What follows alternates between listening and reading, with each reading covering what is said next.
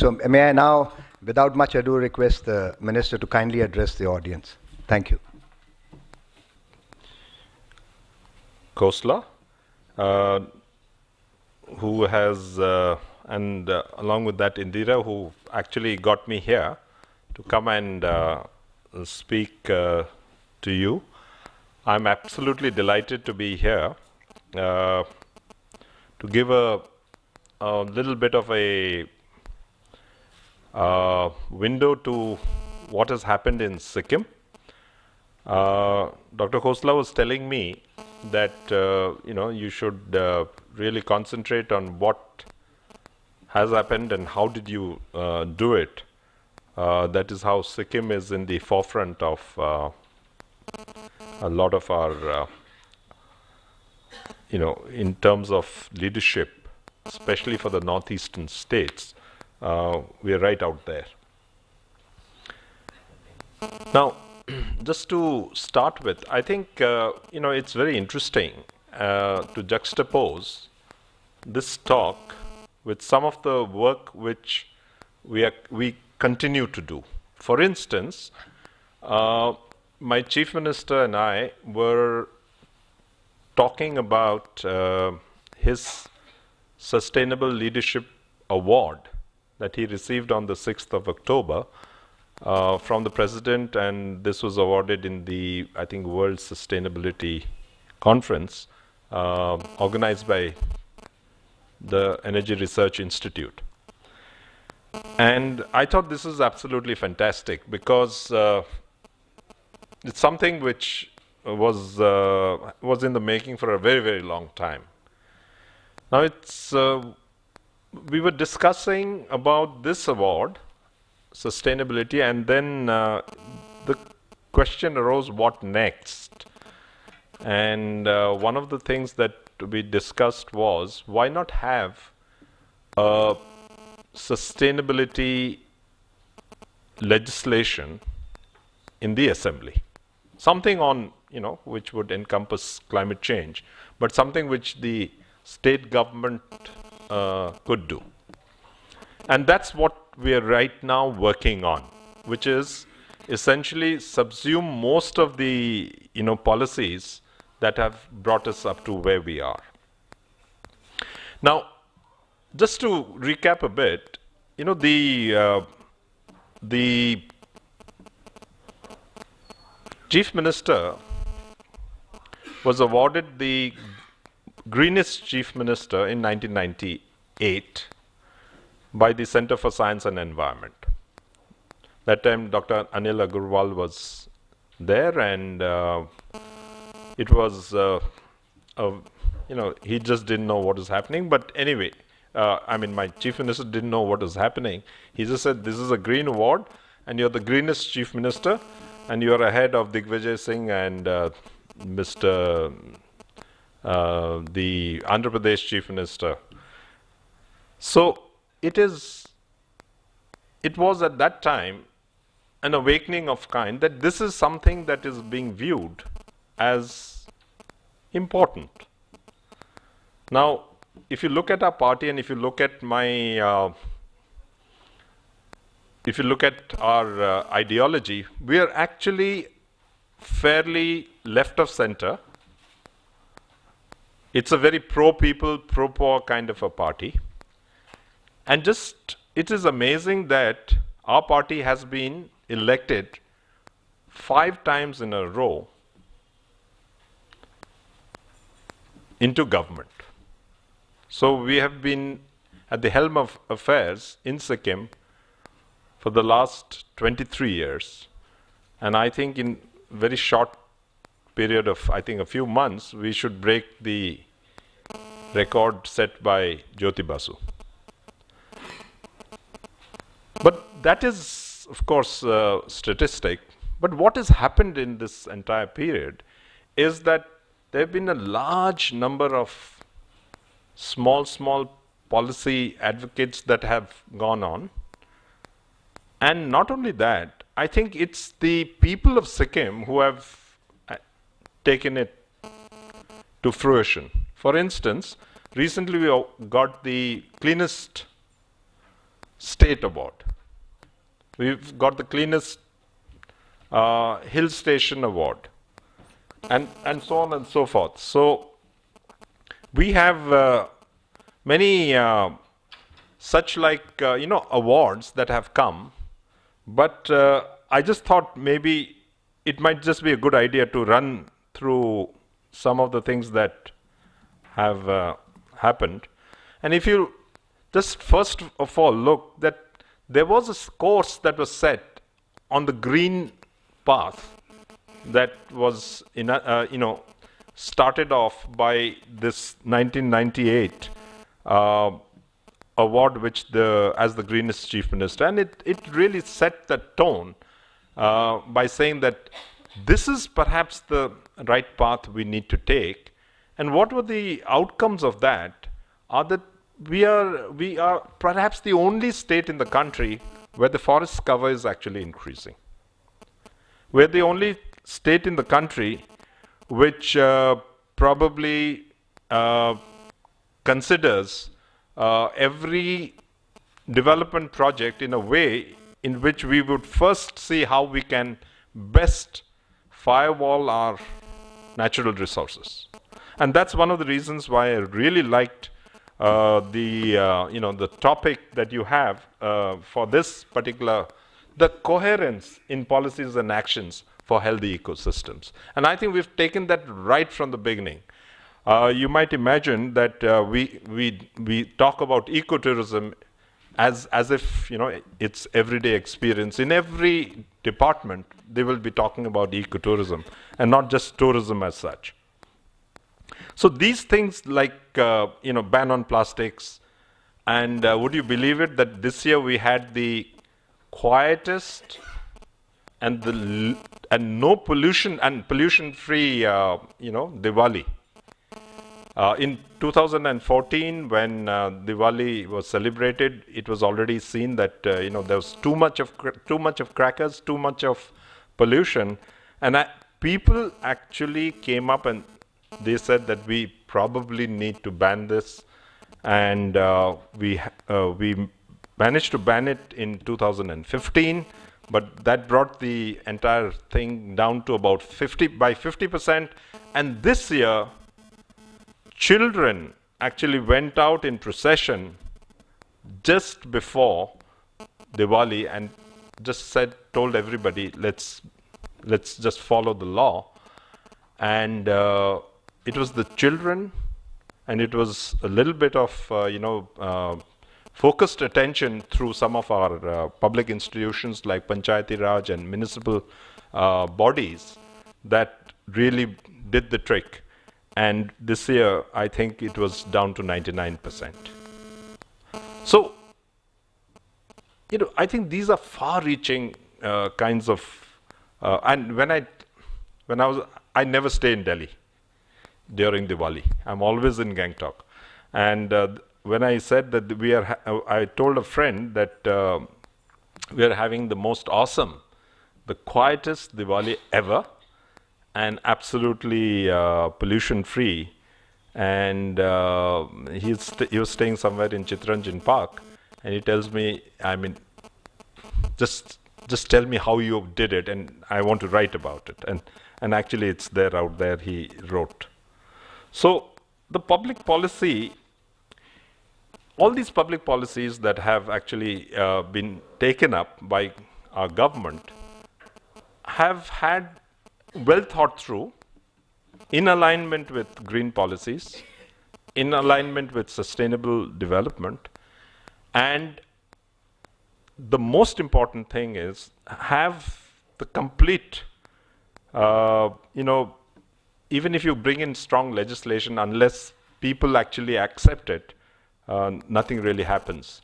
And that's one of the reasons why, right from the beginning, after the talking about, say, ecotourism or green, everything green, saving our, environment and forests, it has actually percolated down to even children, to our citizens, and therefore anything that is done in that manner is taken up very, very seriously.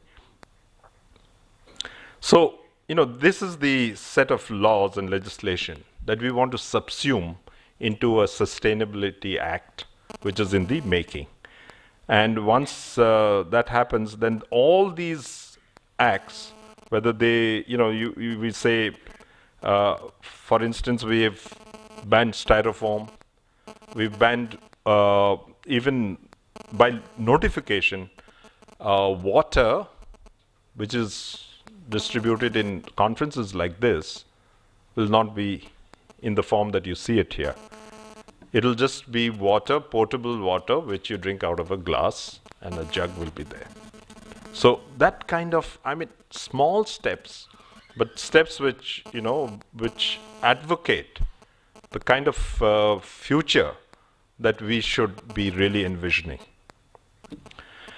So some of the public policies that you see, if I just, I've spoken of some of them, but let's look at 10 minutes to Earth. This is on the 25th of June every year. Every citizen is requested to spend just 10 minutes either planting a tree or tending to something or doing something green.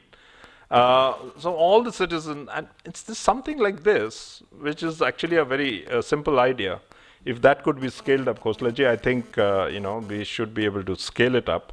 I'm sure my Chief Minister would be very, very happy if you agree to champion it.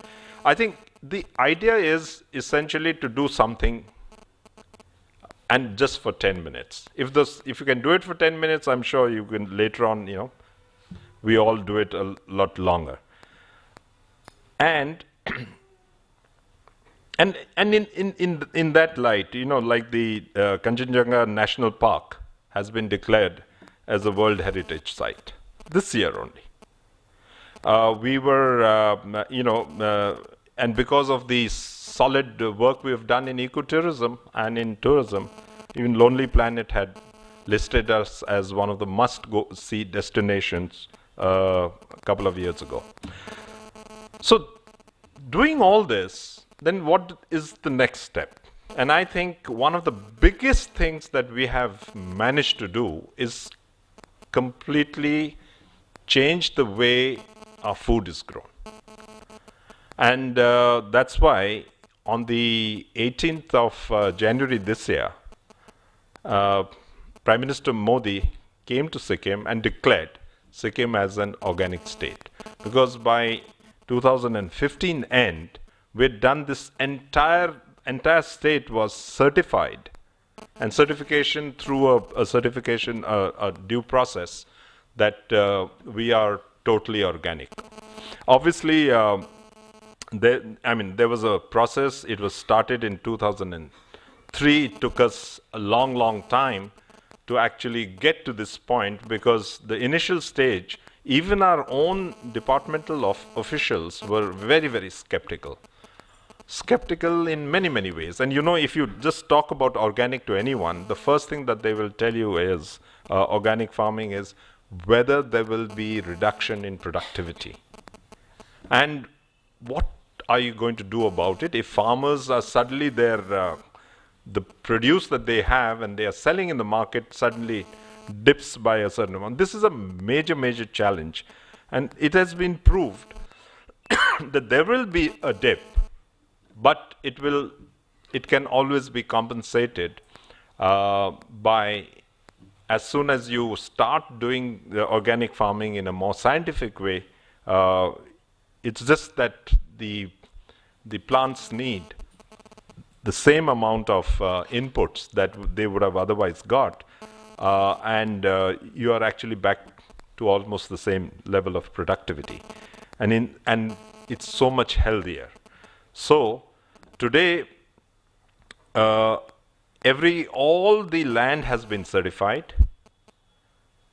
There's a huge amount of research and training going on. The ICAR has actually a center for organic, for organic farming has been set up. The government of India has given us additional funds so that we are able to now institutionalize this properly and also propagate it to the rest of the Northeast to start with. The Chief Minister of Sikkim is the chairman of a group of a group of MPs and other ministers in the Northeast on organic farming, so that this entire scale up to the Northeast can happen. And so Sikkim in that way is driving the leadership in this particular manner. And I think it's just important for the rest of the country to know that if we are talking about high quality existence, or we are talking about quality of life, then perhaps if you go to Sikkim today, there is something remarkable about Sikkim that you will come back and say it's clean, generally clean. People seem to be very happy and healthy, and you get clean water, you get clean food, and you get clean air. And I think today, those who are living in Delhi would be the first people to talk about and say, yeah, anything clean. I mean, I come back to Delhi every session, and so I would be spending almost about 40% of my time here. And believe me, it is painful. It's always, I find an excuse to go back and, get back, detox and come back. So even the food, is suspect. Food is suspect. Quality of water, if you don't have an RO, then, you're done for. And if you don't have an air purifier, then you're also done for. So, I mean, how much are we going to, really, something which is, a healthy ecosystem, which a healthy ecosystem will give it to you. And that's one of the reasons why I think I'm so touched by people who come to Sikkim and say, a lot of my friends who come to Sikkim and say, can we buy land here? Can we settle down here? What are the rules? And many have actually talked to me about it in this manner. Some of them are very, very serious, actually. And many keep coming back, and a lot of my MP friends also keep coming back to Sikkim to spend 15 days, 20 days a year, being in the mountains, in the clean atmosphere and the clean and hygienic atmosphere that we have. So I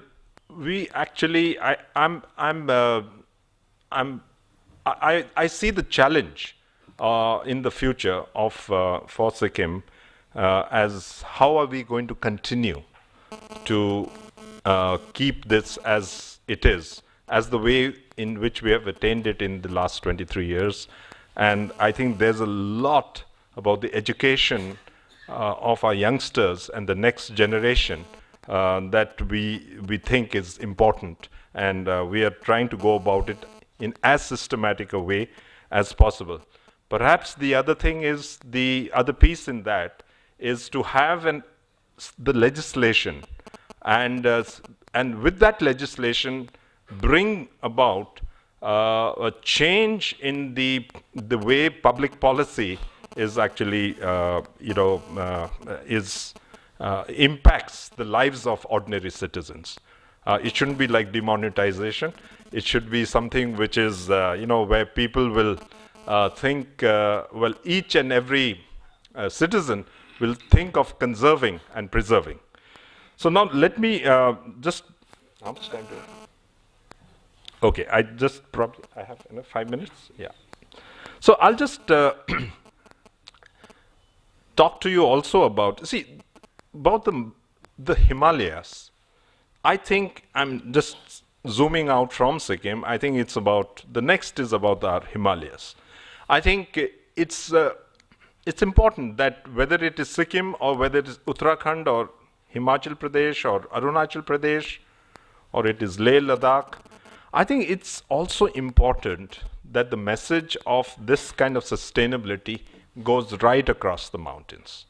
And that's one of the reasons why we formed what is known as the Integrated Mountain Initiative. This is for the last 5 years. And we have a very simple vision.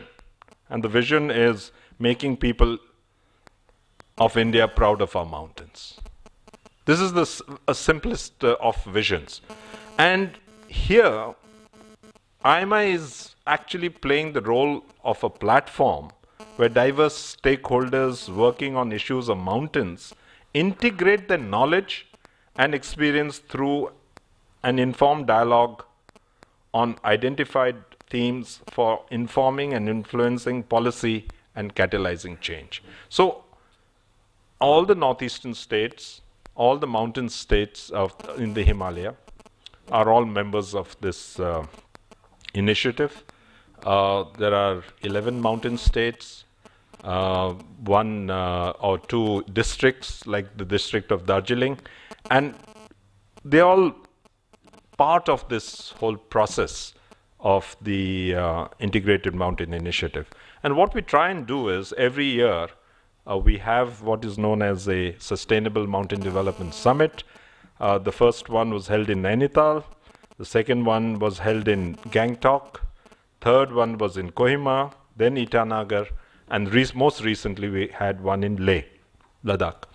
So here the idea, all the ideas of sustainability, all the ideas of how we can keep our topsoil where they are, all the ideas of how the forests can be better managed or even increased, the entire issues of the burden of sustainable development in the mountains, we discuss all that and try and come with solutions which would be far-reaching in terms of systemic change or in terms of systemic processes and better public policy.